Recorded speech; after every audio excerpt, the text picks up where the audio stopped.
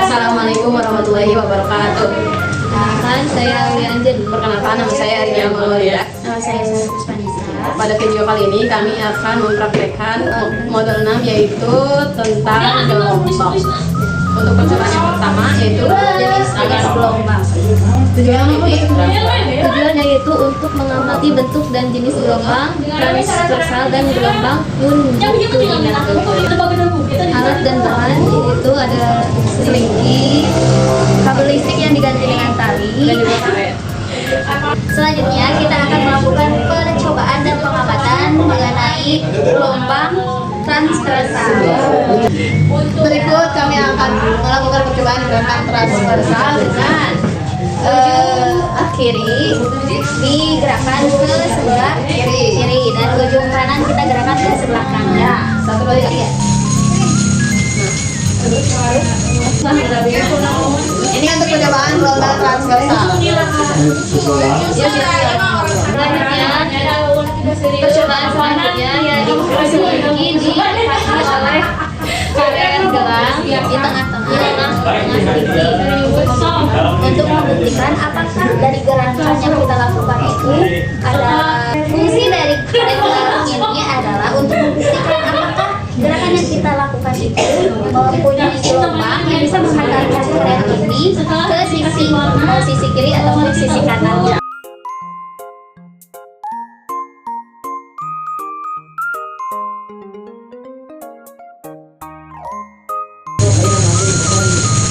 Dari percobaan ini terlihat karet yang tadinya kita simpan di tengah berubah menjadi ke kiri dan ke kanan. Dia bergerak sendiri akibat adanya gelombang. Selanjutnya kita akan melakukan percobaan mengenai gelombang longitudinal, yaitu dengan cara sisi kiri kita diamkan dan sisi kanan kita gerakan ke atas dan ke bawah. Nah, dari percobaan ini terbukti bahwa adanya rapatan dari selingki. Dari gerakan dari atas ke bawah itu menghasilkan rapatan-rapatan yang terjadi di dalam selingki. Nah, itu makanya disebut gelombang longitudinal. Selanjutnya kita akan melakukan percobaan kedua yaitu Sifat pemantulan gelombang. pertama kita rentangkan selingki secara horizontal. Ujung satunya kita pegang dan jadikan sumber getaran. Sekarang kita buat getaran dengan menggerakkan selingki dari satu ujung. Lalu perhatikan gelombang yang merambat menuju ujung satunya dan mantul kembali.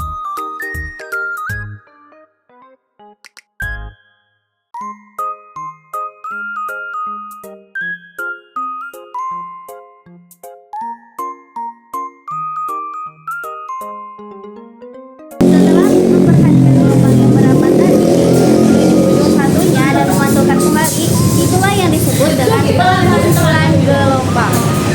Nah, gelombang tidak berhenti di ujung tetapi terus memantul dan kembali ke arah semula. Inilah bukti bahwa gelombang dapat dipantulkan saat mengenai penghalang. Nah, dari percobaan ini kita belajar bahwa gelombang itu memiliki sifat memantul ketika mengenai sesuatu penghalang. Seru bukan? Selanjutnya kami akan melakukan percobaan sederhana tentang pemantulan gelombang dengan menggunakan air dan juga batu kecil. Alat dan bahan yang kami butuhkan juga sangat mudah ditemukan, yaitu sebuah wadah berisi air, itu ini sudah kami siapkan, dan juga batu kecil atau kerikil.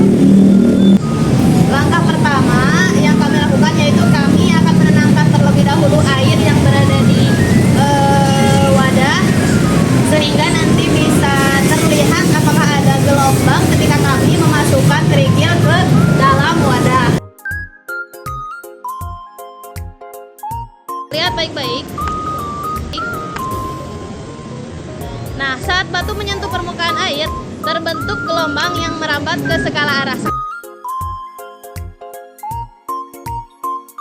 Nah, ketika gelombang ini mencapai pinggiran wadah, gelombang akan memantul kembali ke arah tengah. Nah, itulah yang disebut dengan pemantulan gelombang, di mana gelombang kembali setelah mengenai batas atau penghalang. Nah, dari percobaan ini gelombang yang memantul ini bisa terlihat jelas jika air tenang dan wadah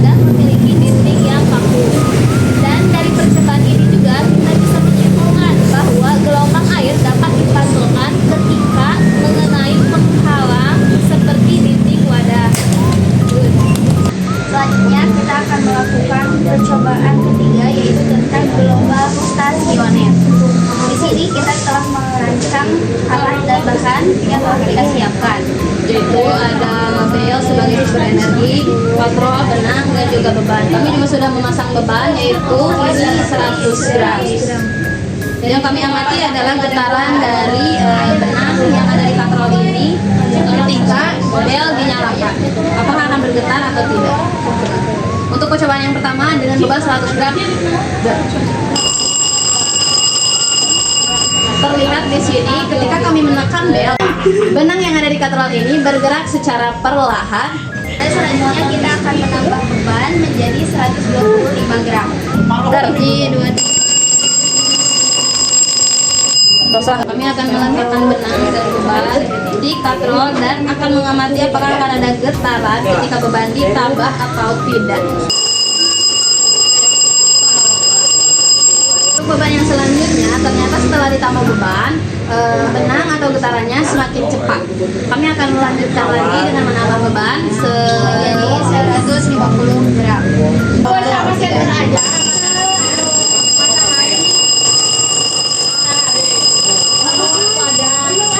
Dari hasil pengamatan ini, saat bel dinyalakan, tali mulai bergetar dan membentuk gelombang stasioner, yaitu gelombang yang terlihat diam, tapi sebenarnya bergerak naik turun pada titik-titik tertentu.